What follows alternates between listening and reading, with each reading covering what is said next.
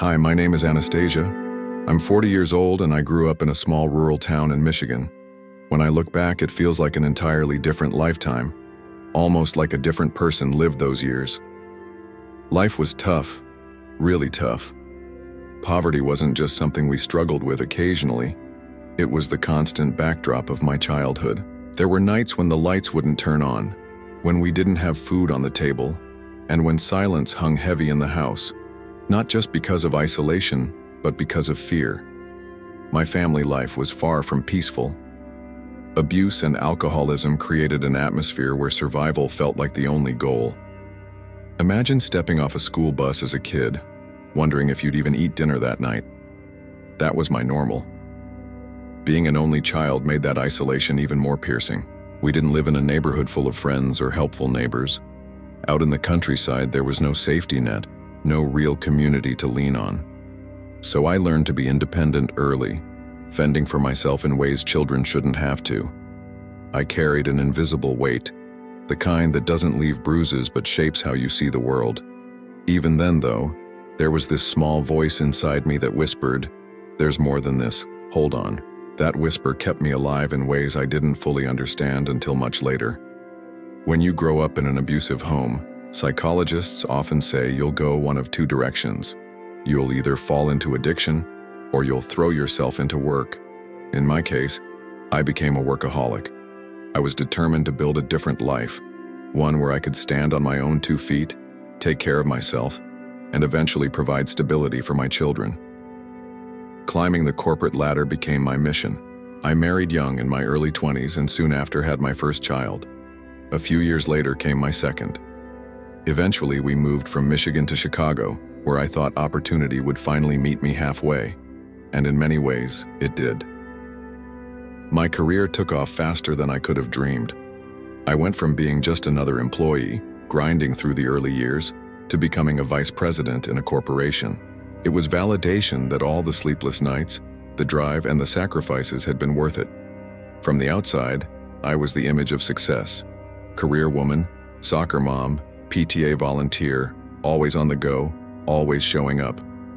I wanted to give my kids the childhood I never had. Warm meals, laughter, stability, encouragement. Every ounce of me was poured into making sure they would never feel the emptiness I once felt. But success has a way of blinding us. I was busy, too busy. I lived by a calendar filled with meetings, practices, and deadlines. It was like running on a treadmill that never slowed down. Somewhere inside, I knew I was stretching myself too thin, but I kept pushing because stopping felt dangerous, almost like admitting defeat. Looking back, I see how my workaholism was just another escape, another way to silence the pain of my past. If I stayed busy enough, maybe I wouldn't have to feel the loneliness that still lingered. Life, however, has a way of interrupting. Sometimes it's in small inconveniences, like a flat tire or a delayed flight. Other times, it comes disguised in something ordinary, like a doctor's appointment you've put off for too long. For me, it was a dentist visit that turned into something I never could have anticipated. In December of 2019, I walked into what I thought was just another procedure, a routine stop in the long list of life's maintenance tasks. I had no idea it would change everything. The procedure was invasive and unusual, something that would take several hours.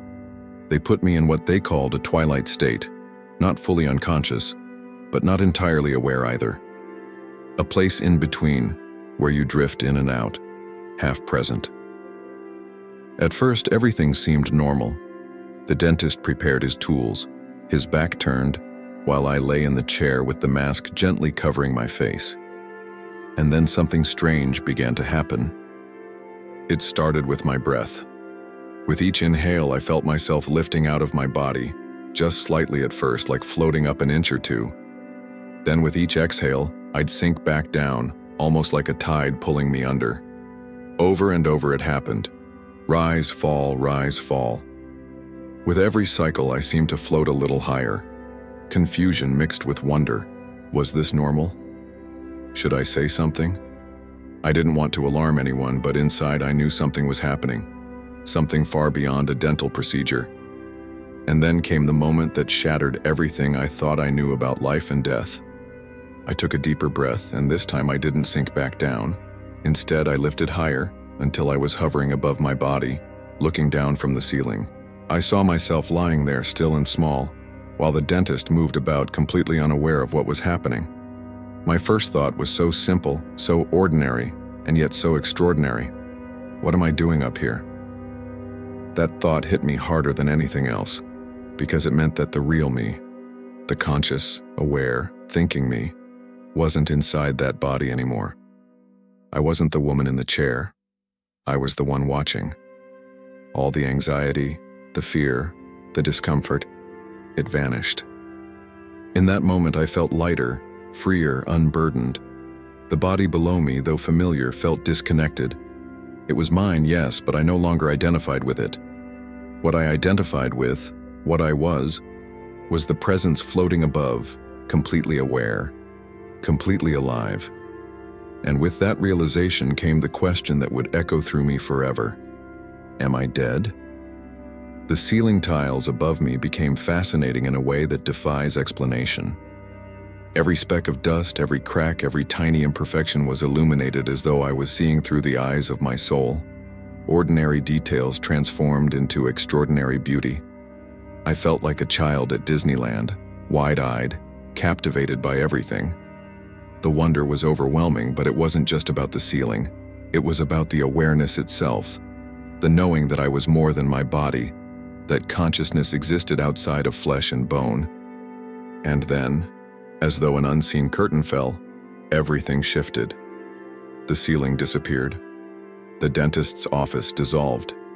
The physical world was gone, and I was enveloped in something entirely new, a darkness so complete and yet so comforting that I can only call it the void. The void wasn't frightening. It wasn't empty in the way darkness usually feels. Instead, it was thick, warm, and strangely alive, as though it held me rather than surrounded me. It was paradoxical. Utter blackness and yet complete fullness at the same time. No light, no shapes, no landmarks to hold on to. And yet I felt more at home than I ever had in my physical life. The best way I can describe it is bliss. Imagine being wrapped in the softest, warmest blanket while your heart is filled with unconditional love. That was the void. As I floated there, I realized something profound. I wasn't lost. I wasn't waiting. I was home. And with that recognition came a knowing, not through words or explanations, but through pure awareness. I was connected, inseparably connected to something vast and infinite. I could feel it around me, in me, as me. There was no separation. It wasn't that I was touching love, I was love. It wasn't that I was surrounded by peace, I was peace. That's the hardest part to describe.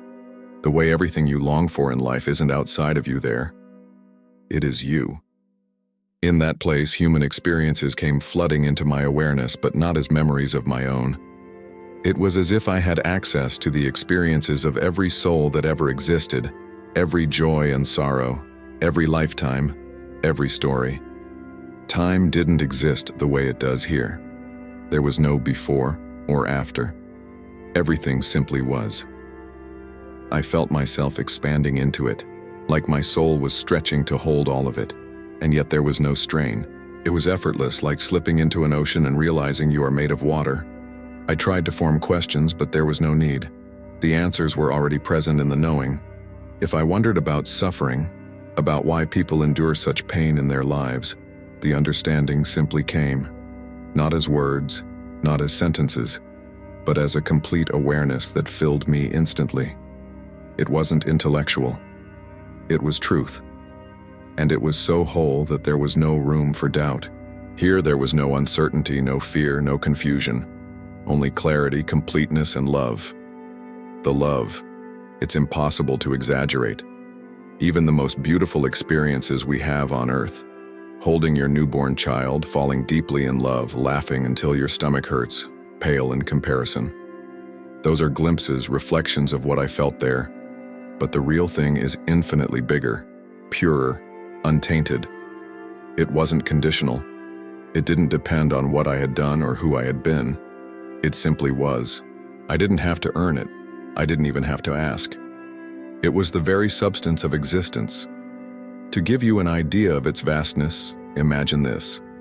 Picture one single grain of sand holding every experience, memory, and feeling of one's soul. Now imagine all the grains of sand on every beach on Earth, and then imagine each one represents the fullness of every soul who has ever lived, who lives now, and who will live in the future. That still doesn't capture the enormity of what I touched in that oneness. It was infinite, it was everything, and somehow it was also me. And yet, despite being part of this infinite whole, I still had my own sense of self. That surprised me. I wasn't dissolved into nothingness. I wasn't erased. I was Anastasia. But I was also connected to everything else. It was like being one note in a symphony. You are distinct, but you belong completely to the song. There was no conflict in that, just harmony. Perfect, eternal harmony. I found myself becoming more and more curious, leaning into the expansion, soaking in the knowing. The more I opened, the more it offered. It was endless. I felt like a child wandering through a treasure trove, wide-eyed, absorbing the beauty of it all. And yet I knew, even then, that no matter how much I absorbed, I could never bring all of it back with me. Some of it would stay there, too big for this world, too infinite for a human mind to carry.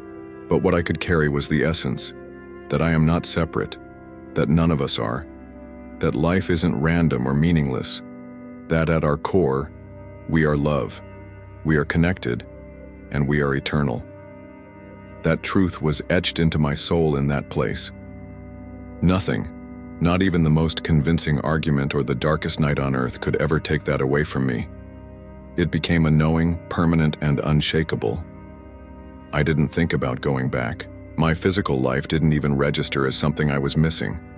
There was no longing for unfinished business, no thought of responsibility. All I wanted was to remain in that completeness, to dissolve further into the infinite love. But then, as if someone had snapped their fingers, everything shifted. The expansion stopped. The oneness faded, and I felt myself being pulled, fast and hard, back towards something smaller, heavier, more confining. I didn't want to go. I tried to hold on, but the veil was closing, like a door shutting before I was ready. The return was abrupt. One moment I was dissolving into infinite love, weightless and free, and the next I was slammed back into my body like a stone hitting the ground. My eyes snapped open, and I gasped as though I had been underwater for hours. Everything felt strange, disorienting, too small. My body, once familiar, now seemed like a tight suit that didn't quite fit. My heart pounded in my chest, but it wasn't fear. It was grief. I had just been pulled away from the most beautiful home I had ever known. The dentist hovered above me, his eyes wide, his hands gently shaking my arm. He looked worried, as if he wasn't sure if I was fully present. "Are you okay?" he asked, his voice muffled, as though coming from far away. I nodded, but inside I wanted to scream. "No, I'm not okay. I was just there, in the most extraordinary place, and now I'm stuck here again." I wanted to explain. But how do you put infinity into words? How do you describe something so vast that even thinking about it feels like trying to hold water in your hands? What I remember most vividly from those first moments back wasn't his concern, or the sterile smell of the dentist's office, or even the ache in my jaw from the procedure. It was the desperate attempt to hold on to the love I had just felt. It was slipping through me like sand between my fingers, no matter how tightly I tried to grasp it. I closed my eyes, begging silently, "Please, don't let it fade. Don't let me lose this connection." But the veil was closing. The aperture was narrowing. And with every second, the brilliance of that other reality dimmed. Time in that place had been eternal. Here it was linear again, sluggish, loud, almost crude. I didn't know if I had been gone for seconds, minutes, or hours. In the other realm, it had felt like lifetimes. I had lived in fullness, breathed eternity, and yet when I returned, maybe only moments had passed. That dissonance haunted me. How could so much happen in so little time? It was as though the rules of existence had fractured, and I was caught between two worlds. What changed instantly was my relationship with death. There isn't a single part of me that will ever fear it again. Death wasn't the end. It wasn't darkness or nothingness. It was love. It was home. It was the most miraculous return I could imagine. That knowing wasn't a belief or a hope. It was certainty. The kind of certainty that can't be undone. Once you've touched it, there's no going back to the old way of thinking. Still, being back in my body was painful, not just physically but emotionally. Everything here felt dull, heavy, muted. The colors were less vivid. The air was heavier. Even joy felt dim compared to the ecstasy I had known. It's hard to explain, but imagine spending hours basking in golden sunlight and then being thrown into a gray, windowless room. That's what it felt like. Earth wasn't awful. It just wasn't that. And nothing here could ever compare. In the days that followed, I questioned myself constantly. Had it been real? Was it just the medication? But the knowing wouldn't let me doubt. I had used medications before. I had been under anesthesia, and none of it had ever felt like this. Those experiences were foggy, incoherent, fading quickly from memory. This was sharp, eternal, unforgettable. The details were burned into me, more vivid than anything in my waking life. Drugs create confusion. This had created clarity. I didn't talk about it right away. How could I? Who would believe me? Friends would chalk it up to stress, doctors to chemicals in my brain. I knew that. But silence wasn't easy either, because the experience demanded to be lived, not hidden.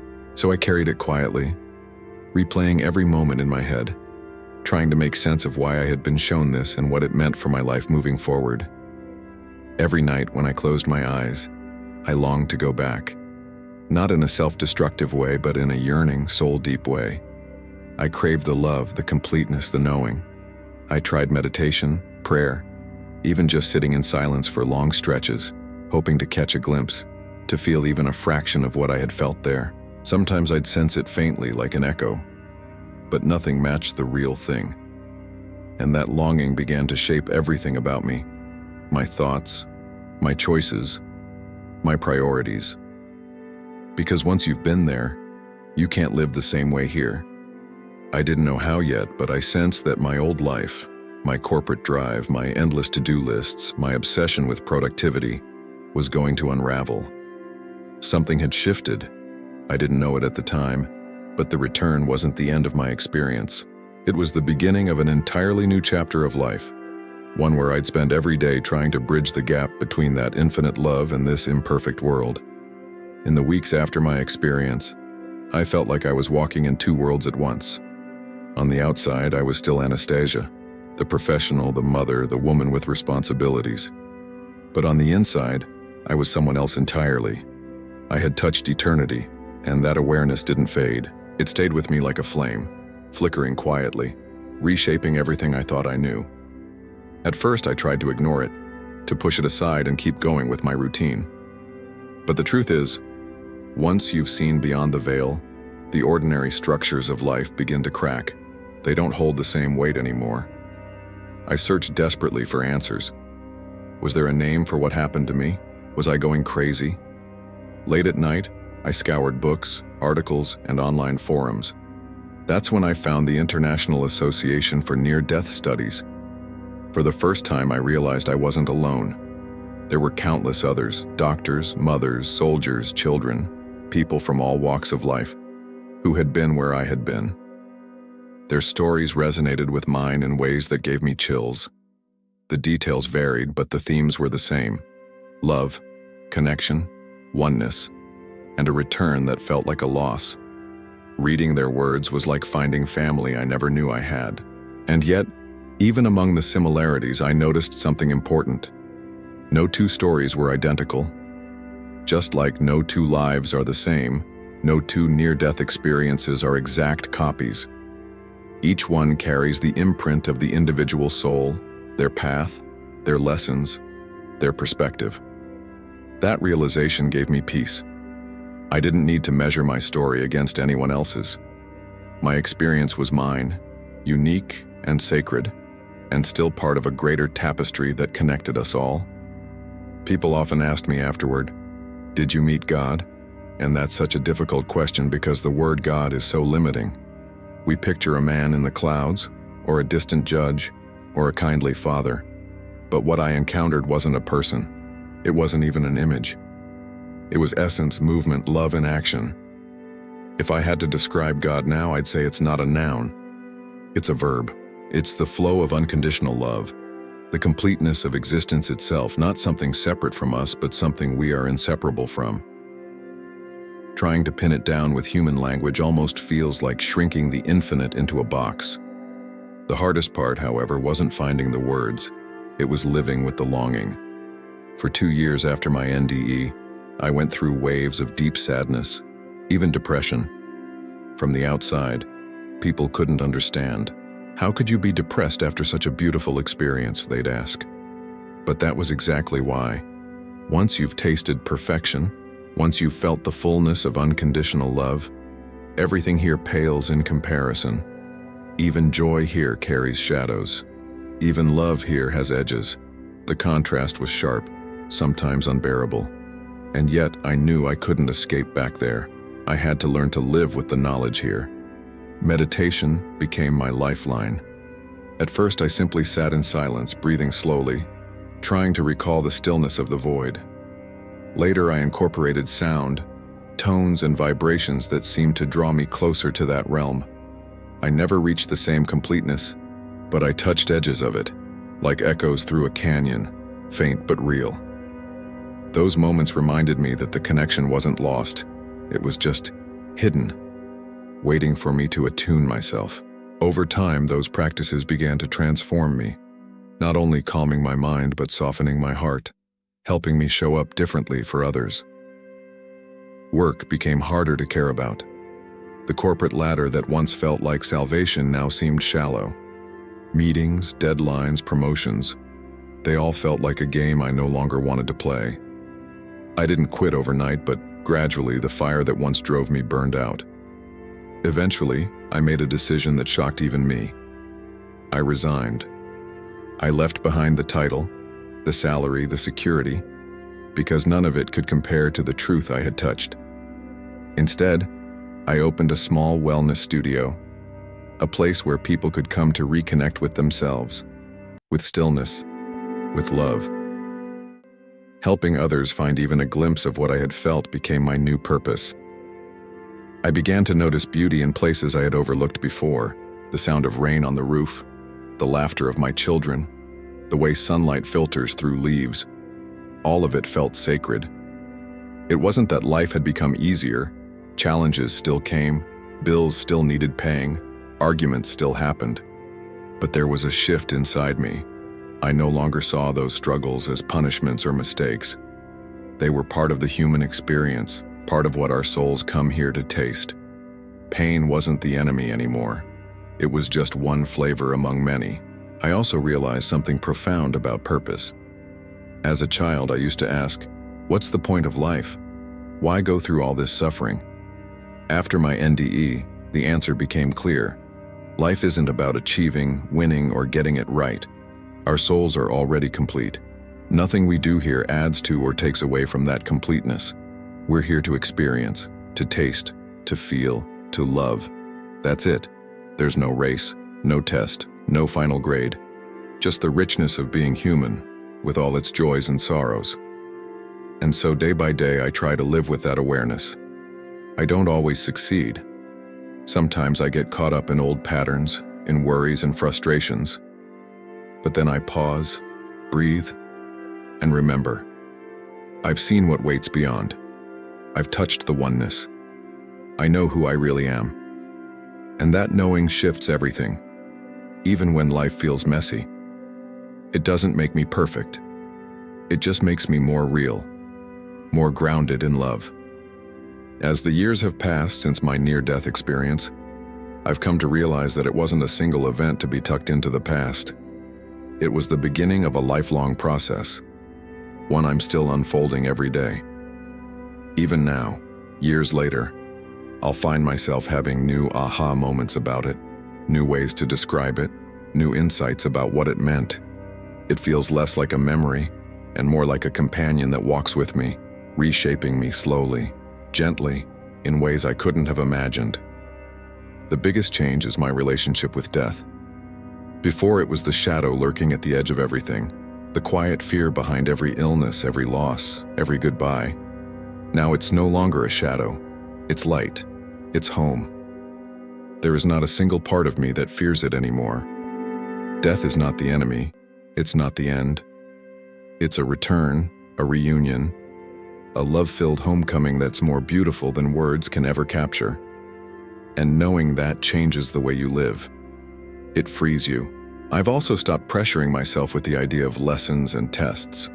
For so long, I believed life was about proving something, proving I was worthy, proving I could succeed, proving I could escape my past.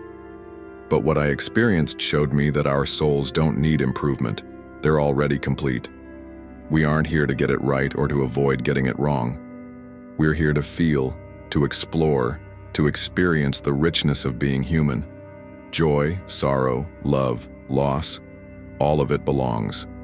And all of it brings depth to the soul's journey.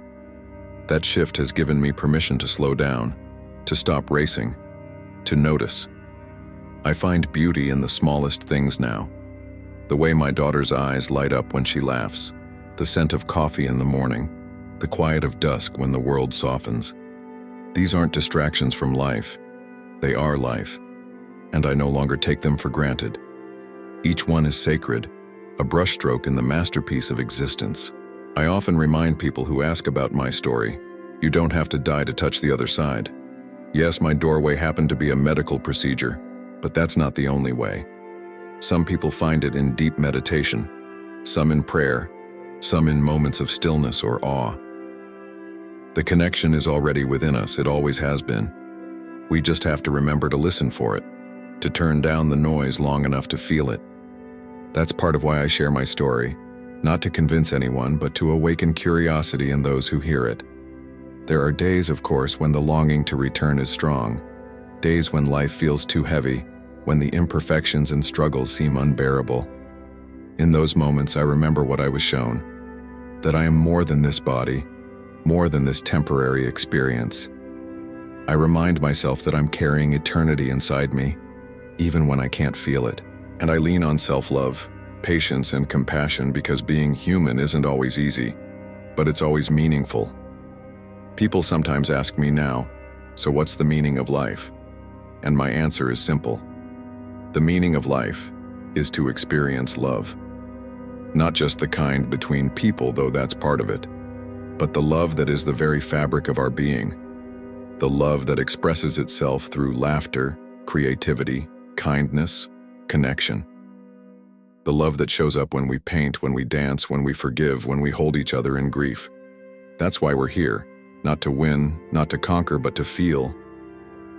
If I could give anyone listening one piece of reassurance, it would be this. You don't need to be afraid. Not of death, not of failure, not of not being enough. You already are enough, you always have been. Your soul is whole, unshakable, eternal. Nothing you do here can add to it, and nothing you fail to do can take away from it. Life isn't a test, it's a gift. Every breath, every sunrise, every chance to love is part of that gift. So now, I live differently. I'm less interested in climbing ladders and more interested in planting roots.